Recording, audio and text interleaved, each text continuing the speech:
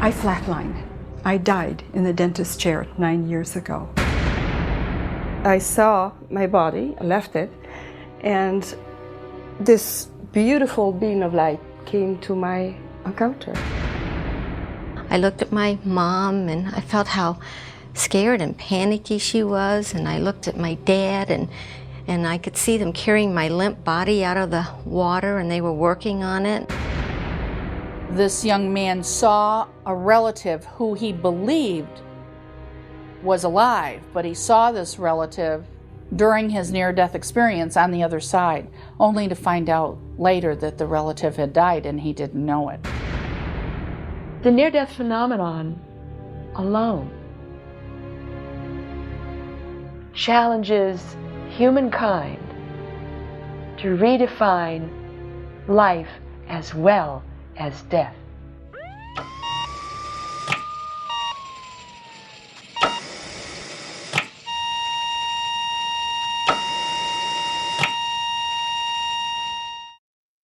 The near-death experience is an experience that people have. It's usually associated with a cardiac arrest, but not necessarily so. Sometimes people will have experiences similar to NDEs when they think they're about to be killed, or for example, if they're falling from a great height. So you can't just tie them in with a particular physiological event. They can occur under a number of different circumstances, but classically cardiac arrest is the type of event which causes them the most, and they seem to occur in about 12% of cardiac arrests, possibly somewhat more than that. Figures vary, but that's a good estimate. To go any further than that, to say, well, a person goes through a tunnel or sees a bright light, we run into little problems with that. But for the near-death experience itself, the phenomenon itself, it happens somehow during the venue of actual death. It is an otherworldly experience that convinces the individual or shows the individual or enables the individual to experience life on the other side of death.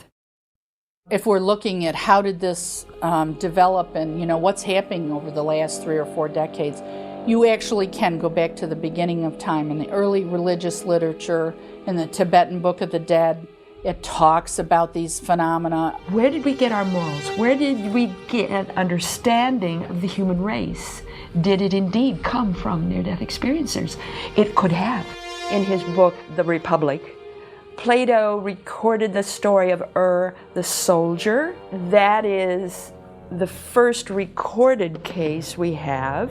There'd been a great battle, and when people could finally get into the battle scene, Er's body was the only one that had not decayed. So they had him on the funeral pyre, and as the flames were licking up, he revived and got off the funeral pyre by himself, glowing, and began to talk about his experience on the other side of death, those 2 weeks. Where he was, what he saw, what he heard, what he was told. When Raymond Moody wrote his book, Life After Life, in 1975, he coined the phrase near-death experience. Prior to that, we did not know what these experiences were. We didn't know how prevalent they were. People who had them had never heard of anyone else having had these experiences. My first exposure to the phenomena of the near-death experience was in Vietnam in 1969. I was a brand new nurse, went to Vietnam, would have patients tell me about these experiences they had. I didn't know at the time what they were. Of course, we didn't have a real name for them. But I knew they were important and that they had been significant for these patients. They would come in, we'd see them, we'd patch them up, we'd send them out. So I didn't have the opportunity usually to talk to them for very long. But what some of them would say are things like, I remember the explosion. I remember the next thing I was doing was looking at the ground. But I wasn't in my body, I was outside of my body. And in one occasion I remember a young man saying, and I could see other spirits around of my buddies who had died during this same explosion. They would tell me things like that they were sent back, they didn't want to live, they wanted to go wherever they thought they were going, but that they were sent back and told that they had more to live, they had more to do. I basically just listened then and would put that someplace in my mind that I put it all together later on. There's one particular case that's been documented and has been in the literature for near-death experiences for a while. And this was a young woman who had a saccular aneurysm, or swelling of a blood vessel at the base of the brain, that was inoperable, meaning that they could not operate on her and fix it without causing her death. There was an experimental procedure, however, where they would chill her body down by hooking her up to a heart-lung bypass machine with her core temperature to the point where she had a cardiac arrest and all her brain activity would cease. During this period of time, she watched what was going on in the operating room, describing the use of a bone saw that had been used in opening her skull to access her aneurysm. And she also recalled events about how the artery in her leg was too small when they were trying to hook into it with the heart-lung machine. This was done when she was not only unconscious, but also clinically dead by all measures. A near-death experience is not wishful thinking. It's not a dream. It's not oxygen deprivation. It is an intense impact of energy that carries with it many times imagery and sound and feeling. But what I'm seeing is that intensity, that punch, that bolt. Where is it coming from? What is it? I want to know that. And I want to know why and how it affects people to the extent it does. The characteristic that really, I think, hits home for me or resonates with me is children and when they see departed loved ones. They talk about people who have already died. They've never been around their city block, but they will tell you that I met Uncle Jones. He was my fourth uncle on this side. He lived in Birmingham. He died in a fire, and he's buried at yada yada place.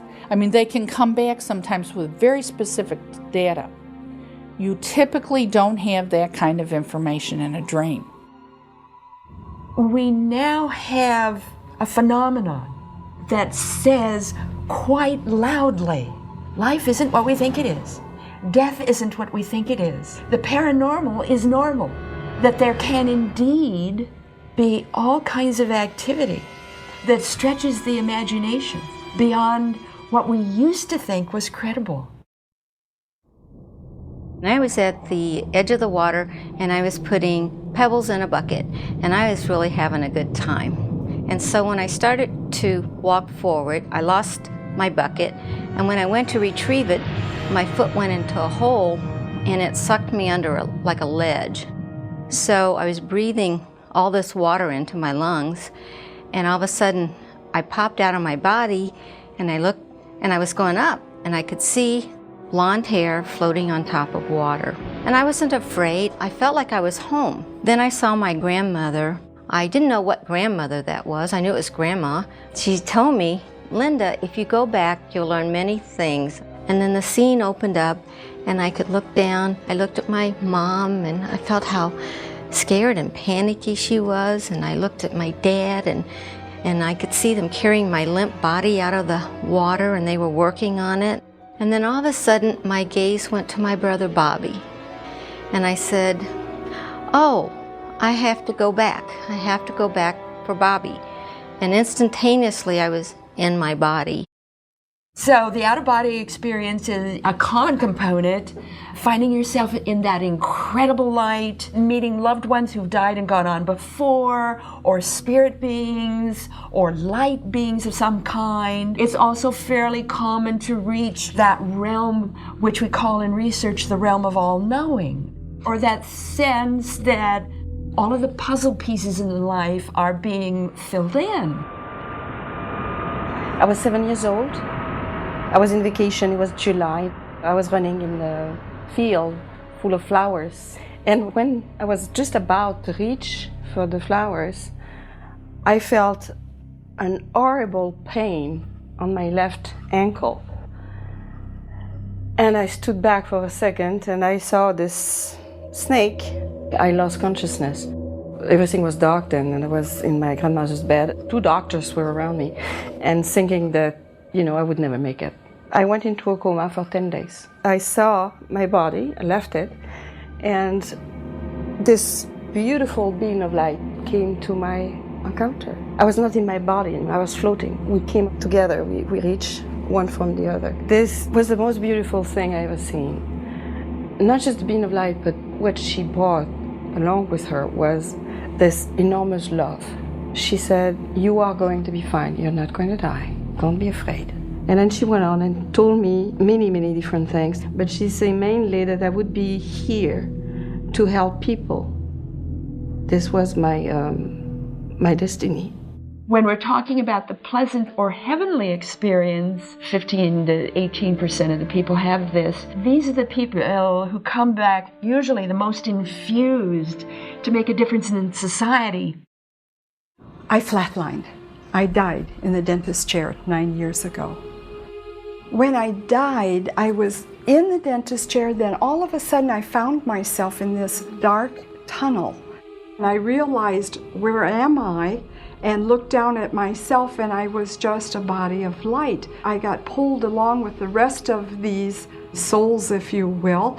And then I found myself going through layers of white light that were curved like the softness of a cup.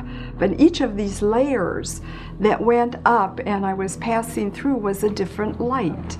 And all of a sudden, from out of the light comes this magnificent voice that said, "You're safe. You're here with me. You do not have to return. You're safe with me."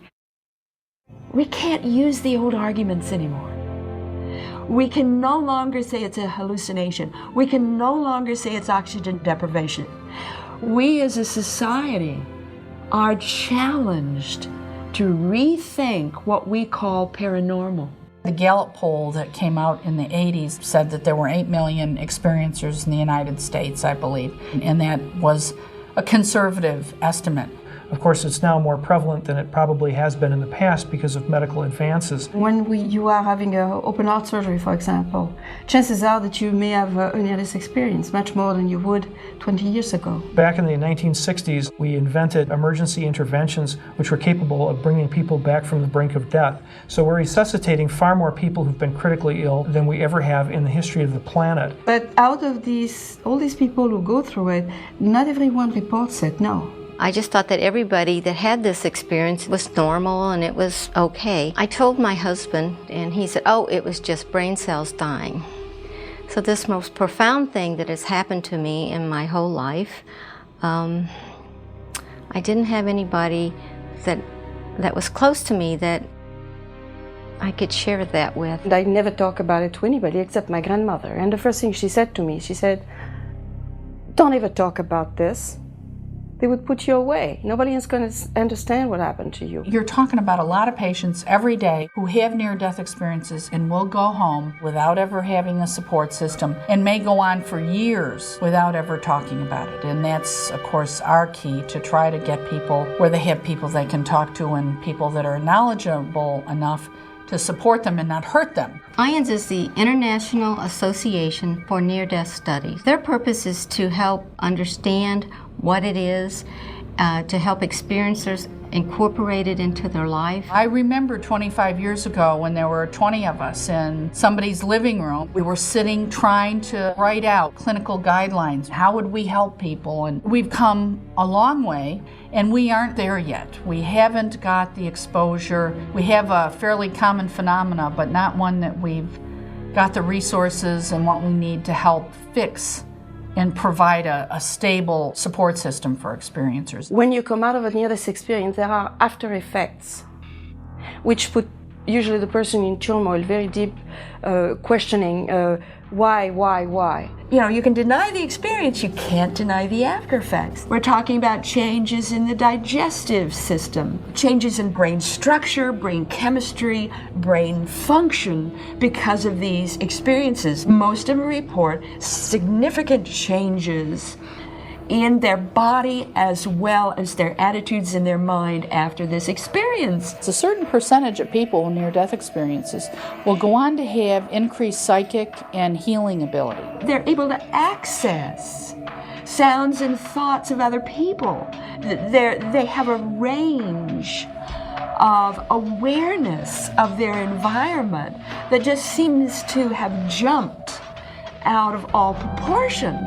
The energy of their body is suddenly popping light bulbs or turning them off when they walk by. I know of one person who it was so frightening to her, she just shut down because she could tell when things were going to happen to people, and it was frightening to her. As she grew older and had a support system around her, she learned how she could use those in a positive way and help people. Many of the people who had a near-death experience have turned to hospice work for obvious reason.